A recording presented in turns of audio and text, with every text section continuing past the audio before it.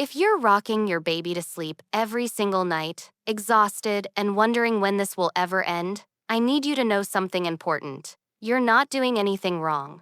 You're being a loving, responsive parent. But what if I told you that this beautiful, instinctive act of rocking your baby might actually be making sleep harder for both of you in the long run?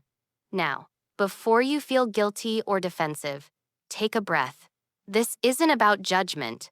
This is about understanding how babies learn to sleep, and why the very thing that works so well right now might be creating a pattern that becomes increasingly difficult as your baby grows. Let's start with what's actually happening when you rock your baby to sleep. Your baby is experiencing a perfect storm of comfort. There's movement, which mimics the womb. There's your warmth and smell. There's the security of being held. Their nervous system calms down. Their cortisol drops. They feel safe, and they drift off into sleep. This is beautiful. This is normal. This is exactly what babies are wired to respond to.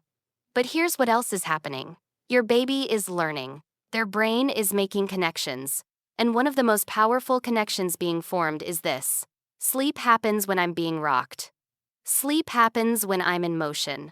Sleep happens when I'm in mom or dad's arms. Think about it from your baby's perspective. Every single time they've transitioned from awake to asleep, there's been movement. There's been rocking. So, in their developing brain, rocking isn't just something that helps them sleep. It is sleep. The two things are completely intertwined. Now, this might not seem like a problem when your baby is 8 pounds and sleeping in 2-hour stretches anyway. But fast forward a few months, your baby is heavier, you're more exhausted. And here's the kicker. Your baby is waking up more at night, not less. Why? Because sleep isn't one continuous state. We all, babies and adults alike, cycle through different stages of sleep throughout the night. We have periods of deep sleep and periods of light sleep. And in those light sleep phases, we briefly wake up. Adults do this too. We just don't remember it because we immediately fall back asleep. But babies? When they wake up in that light sleep phase, they check their environment. And if something has changed since they fell asleep, their brain sends out an alarm. Wait a minute. I fell asleep while being rocked, but now I'm lying still in a crib. Something's wrong. Something's different. I need to get back to that state where I can sleep. And so, they cry. They signal for you. Because in their understanding of the world, they need that rocking to return to sleep. This is what we call a sleep association, and rocking to sleep is one of the strongest sleep associations a baby can develop. Now, let's be clear about something. Sleep associations aren't inherently bad. We all have them. Maybe you need the room to be cool. Maybe you need a certain pillow. Maybe you need white noise. These are all sleep associations. They're cues that tell our brain it's time to sleep. The problem with rocking as a sleep association is that it requires you. Your baby can't rock themselves. They can't recreate the conditions they need to fall back asleep without your help. And this is why parents who rock their babies to sleep often find themselves doing it 6, 7, 8 times a night. You become not just the bedtime solution, but the middle of the night solution. Every single time. And here's something that makes this even more complicated. Rocking gets harder as babies get bigger. A 12-pound baby is much easier to rock than a 20-pound baby. And that 20-pound baby is much easier than a 30-pound toddler. But your child doesn't know that. They just know what's always worked. So you find yourself in this exhausting cycle. You rock them to sleep at bedtime. They wake up 2 hours later and need rocking again. Then again at midnight. Then at 2. Then at 4. You're essentially rocking them back to sleep all night long, just in shifts. And during the day, naps become another battle because you're the sleep solution. You can't put them down drowsy. You can't have someone else put them to bed easily.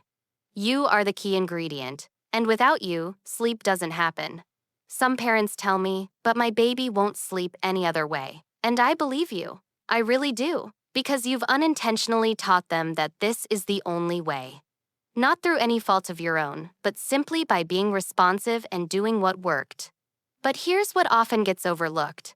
Babies are capable of much more than we give them credit for. They're learning machines. And just as they learned that sleep requires rocking, they can learn a different way. The goal isn't to stop being responsive or loving.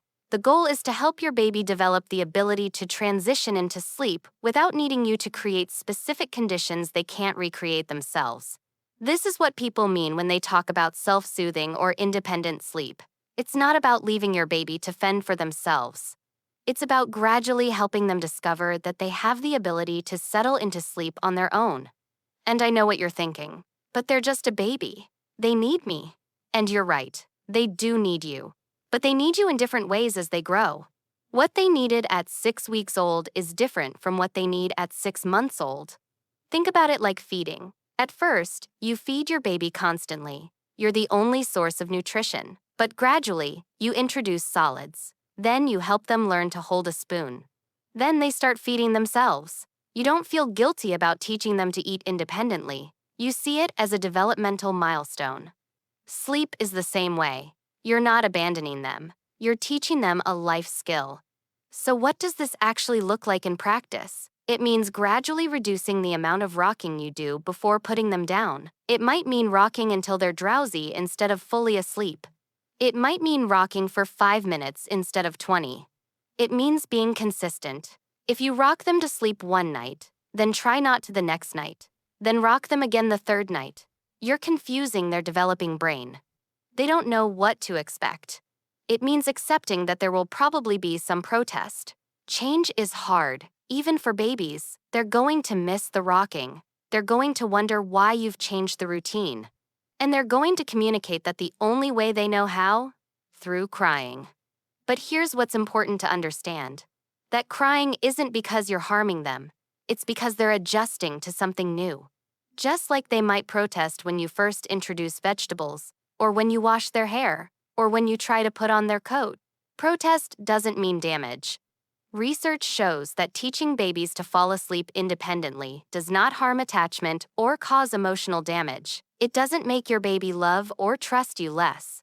In fact, many parents find that once their baby sleeps better, they become more patient, present, and able to truly enjoy time together instead of just surviving on exhaustion.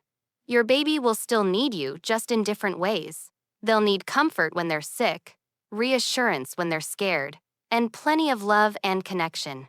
They just won't need to be rocked to sleep multiple times a night. When babies learn to fall asleep on their own, they often sleep longer stretches because they can resettle themselves between sleep cycles. This isn't selfish, it's sustainable parenting. Chronic sleep deprivation affects your mental health, physical health, and your ability to be the parent you want to be. If rocking to sleep is working for you and everyone is happy, there's no need to change it. But if you're exhausted, resentful, or up all night searching for answers, it may be time to consider that rocking is no longer helping. You're not a bad parent for wanting change. Your baby is resilient and capable of learning a new way to sleep. You're not taking something away, you're giving them a lifelong skill.